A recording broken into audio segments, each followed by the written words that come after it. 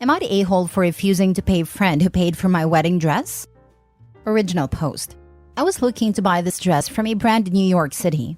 Because I'm not based there, the only option was to go through a retailer where I'm based at, and that would cost $2,400 excluding alterations. I found a listing from Still White, and it was the exact dress I wanted in my size, and brand new for $900. The previous owner had canceled her wedding. My longtime friend from school, Sandy, who happened to be in New York at the time, agreed to pick it up from me and bring it back with her to where I'm based, where she's also from. I was really grateful and happy, and I was even intending to gift her $100, on top of the Uber rides to and from the place I said I would reimburse as my token of appreciation. However, my joy turned to shock/horror/dismay/disbelief when I saw Sandy's Instagram story showcasing her trying on my wedding dress.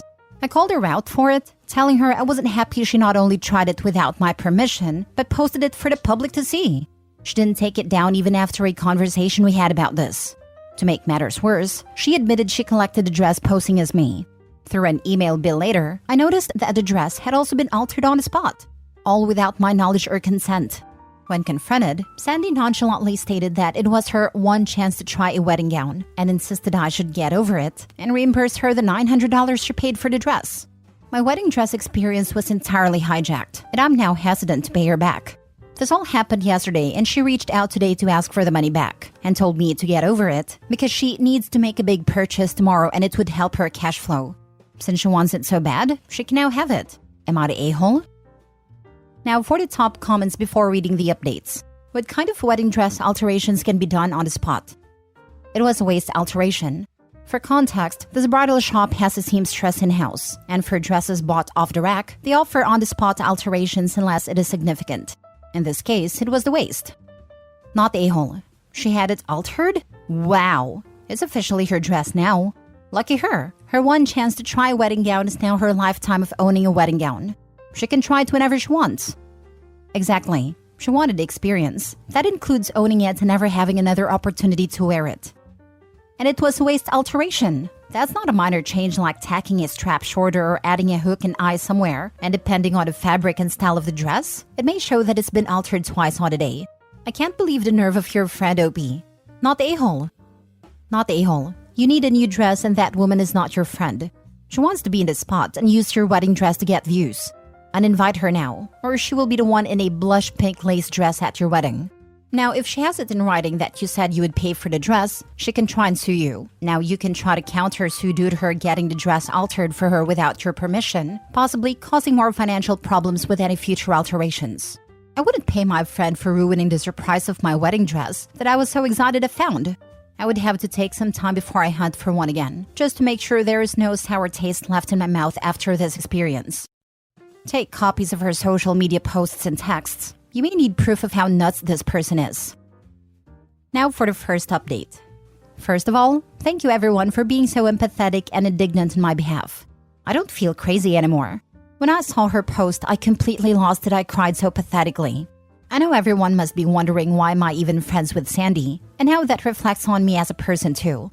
Sandy and I go a long way back. I've always known Sandy as a crappy friend, but I still kept her around because of her mental health struggles.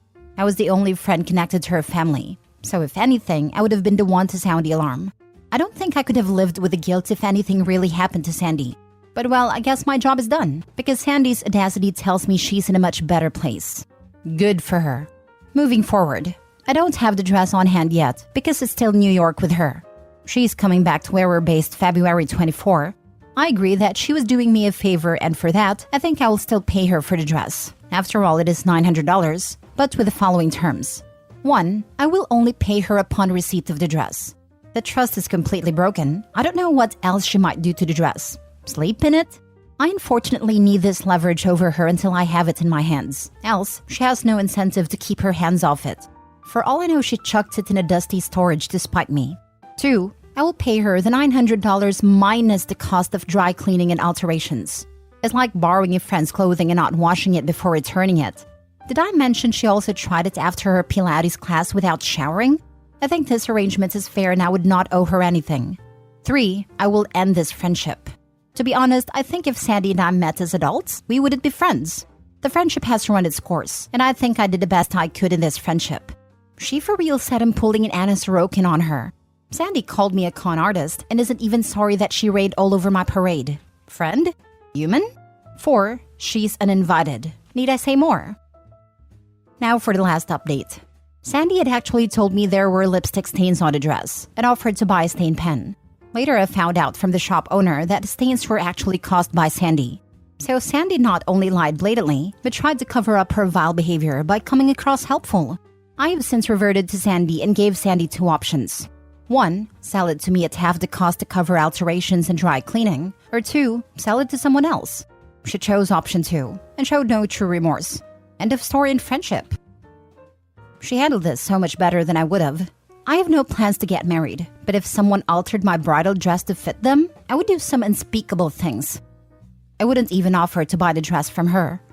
She could eat it for all I'd care. It's hers now. Now she can experience having a wedding dress for her entire life. The same way she can experience being put on blast and blocked by probably the only friend she had. Yeah, giving this woman money is bonkers, unless it's a get out of my life forever tax. I'm blown away by the fact that OP still wanted to pay Sandy any amount at all. A-hole tax. How much is someone willing to pay to get an a-hole out of their life with limited drama? I did this for my wedding. Had a former roommate who didn't get a +1 respond that she was bringing someone random just to bring a date. I told her if she could wait until closer to the day, I would know I would have the space and that it wouldn't be an issue. She flipped out on me. I paid for a plane ticket to make her go away. A-hole tax. Best part? She still came into town, but not with a new date, even though this way everyone could meet them. Good riddance. At this point, I'd consider that dressed as cursed anyway. Already coming from a cancelled wedding, plus these bizarre shenanigans from Sandy? If she gets married in that thing, a pipe will burst day off in the wedding venue or something. Yeah, I'd say something about there not being enough sage in the world. The only thing that will uncurse this dress is probably the fires of Mount Doom.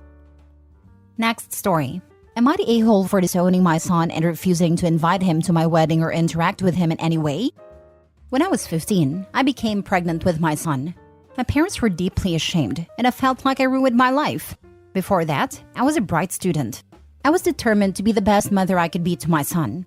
As a single mother, I didn't risk dating until my son was an adult. I wanted him to grow up to be a mature, conscientious adult. I doted on him. He came out to me when he was 17. I promised that I would love him forever. When he was 20, I met a man and fell in love. I was happy, and my son approved of him almost immediately. I found out 3 years later that my boyfriend and my son were having an affair behind my back. I was horrified at how my son could betray me so deeply. He apologized, but said it was true love, and that they didn't mean to hurt me. I cut him and my now ex-boyfriend out of my life. I don't like to talk about that part of my life. For all intents and purposes, I do not have a son. It's humiliating and unbearable. I met another man. He has been incredible and supportive. I realized that I did not know what real love was until I met him. He and I married in a beautiful ceremony this past autumn. My son has been trying to contact me. He is still with my ex. I have blocked him out of my life. Some of my friends, who have known me and my son for decades, have begged me to get back in touch. Apparently, his life is falling apart and he misses me. They said he was young when he made a mistake. I refused. Am I the a-hole? Now for the comments. What the heck did I just read? The clown show that was my life. Honest to God, I did not want to believe what happened. Maybe it went on for so long because I was blind. Oh, hon, I am so sorry that happened to you. The most important person in your life betrayed you and the other preyed on him. Though that doesn't excuse what your son did because he was a full-grown adult. It is okay to mourn the loss of your son, but you absolutely have no obligation to forgive him. I hope that you can heal, move on, and have the happiest life you deserve. Good luck, Opie. Forgiveness is not acceptance. Forgiveness is for you. It doesn't mean you have to let him into your life. Enjoy your life with a man who cherishes you. I wish you a happy life. Nah, keep him out. He's an adult and there is no reason you need to chat with him. Keep your peace and love your life. He is an adult and made his choices as I've made mine. Sometimes I wonder if I did make the right choice when I remember that he was once a little baby that barely fit in my arms and who would giggle at everything. I mourn my son, but he's not dead. He's just a terrible person.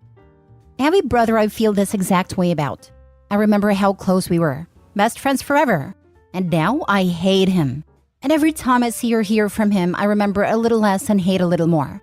Nobody in my family can relate, but I would rather have those memories than lose them to the person that exists today. I would suggest you do the same. It'll always be painful, but if the wrong he did to you hasn't been changed, there's not much more you can do than put it out of mind and remember the good times. Otherwise, it'll just keep hurting and flood out the memories you have. Not the a-hole. He betrayed you in the worst way possible. It doesn't matter if it was true love with a man old enough to be his father.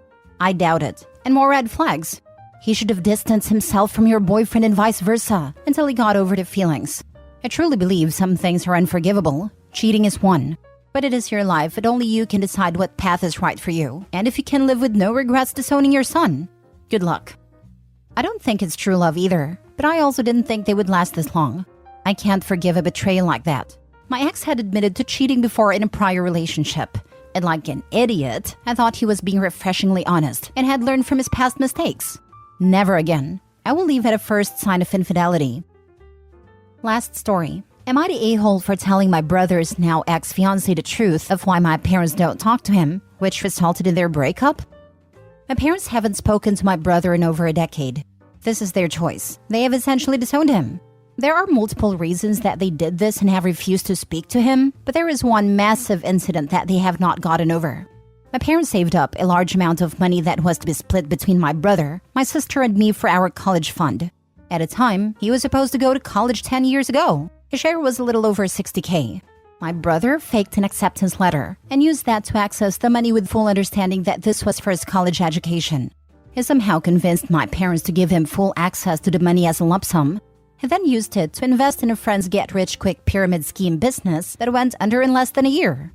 When my parents learned that he didn't even apply to any college and lied to get the money, they cut him off.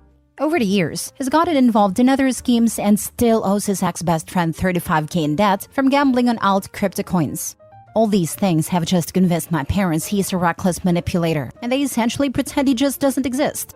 My brother has been trying to put his life together over the past year or so. He met his now ex-fiancée sometime during the pandemic, and they got engaged 3 months ago after they found out she was pregnant. I've met her a few times, but don't know her very well.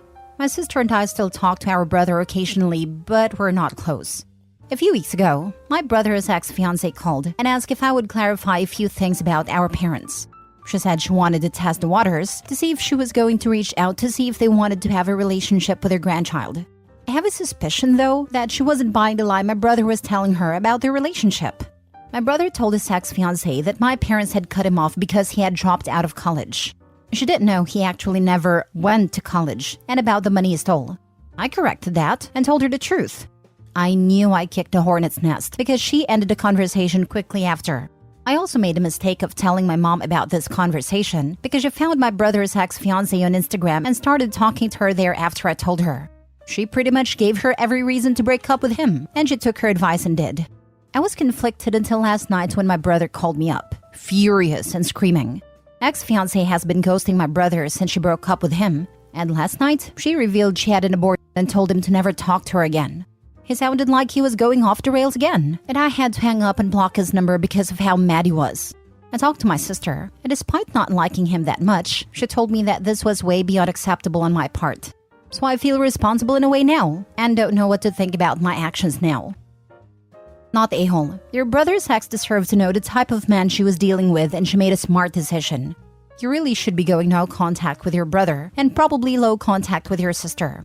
I bet your sister would be singing a different tune if she found herself in a situation similar to your brother's ex. I've mostly kept in contact with him since he seemed to be doing a lot better after his crypto days. I thought he was changing, but yeah, you're probably right.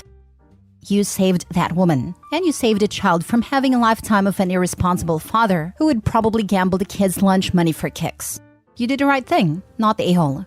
By the way, your parents are awesome. On Reddit, usually the story ends up with everyone's college funds gambled away and the parents on the verge of living in a tent from enabling the loser brother his whole life.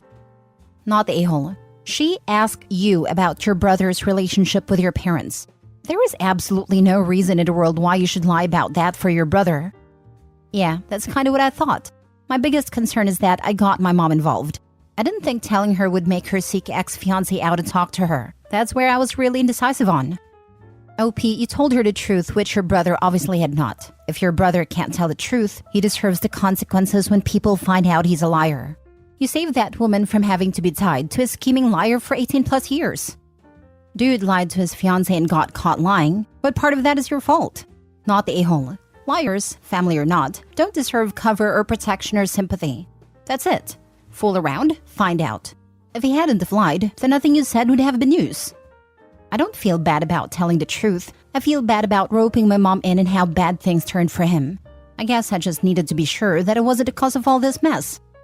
If your brother was truly working on himself and wanted to be better, he would have told his ex the truth from the beginning and took responsibility. But he didn't. He pretended to be someone he wasn't. He was scamming her too. It was only a matter of time before the truth came out and blew up in his face. It's better that your mom told the ex early before she was legally tied to him and her life ruined.